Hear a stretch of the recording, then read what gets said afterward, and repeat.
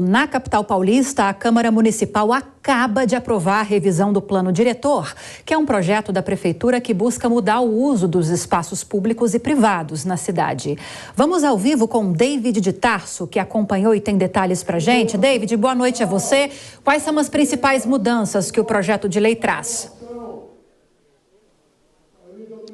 Oi, Lívia, muito boa noite a você, boa noite a todos que nos acompanham pela programação da Jovem Pan.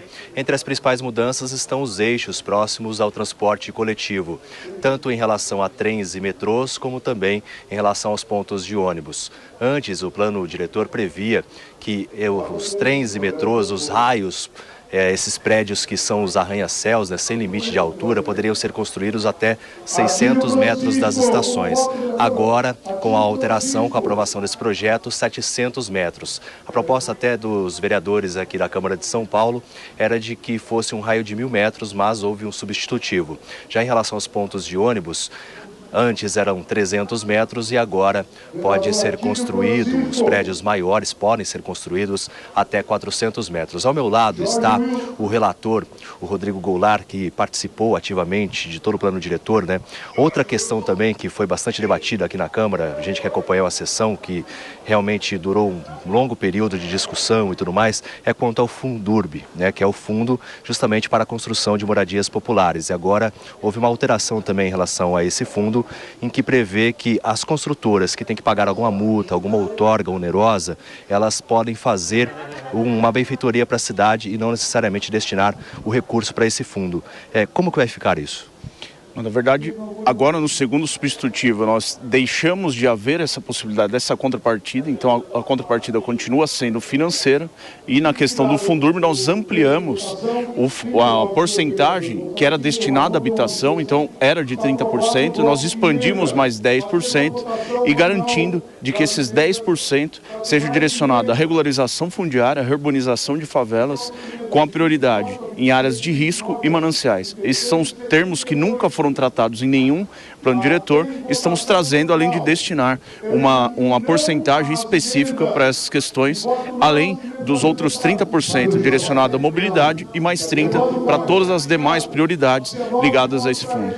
Vereador, há muitos questionamentos também sobre um possível aumento do trânsito, porque há previsão de garagens, construção de garagens e até mesmo a oposição, que não foi uma votação apertada, foram 44 votos favoráveis ao projeto e 11 contra nessa segunda discussão, mas há muita discussão sobre o aumento do trânsito na cidade. Você acredita que realmente vai haver isso?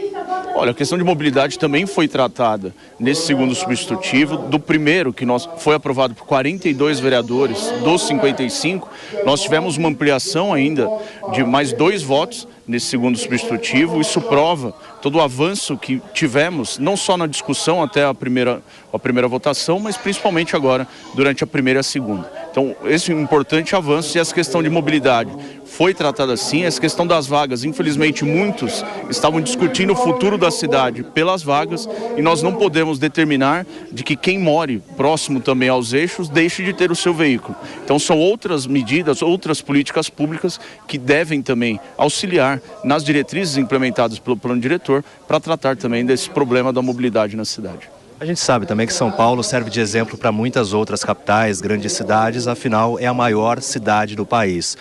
Quais são os principais pontos que você pode destacar em relação a essas mudanças? Claro que agora, nesse momento, estão sendo aprovadas algumas emendas, depois segue para uma revisão no relatório final aqui na Câmara Municipal, mas provavelmente depois vai ser sancionado esse projeto. Quais são os principais pontos?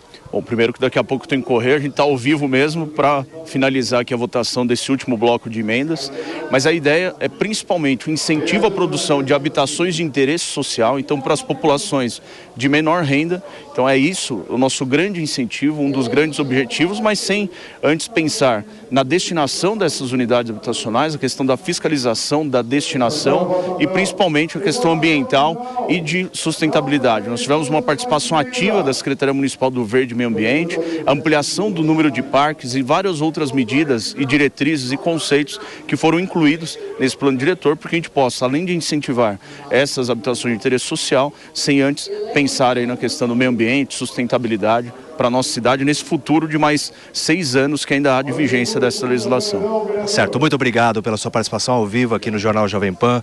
Ele, inclusive, está votando algumas emendas, né? Estão sendo votadas essas emendas, conforme eu disse. Depois, na própria Câmara Municipal aqui de São Paulo, vão ser analisadas essas emendas pelo relatório final, a redação final, e aí segue para a sanção do prefeito. E claro que a gente vai continuar observando quais vão ser as mudanças em relação a esse plano diretor na maior cidade do país. Lívia, eu volto com você.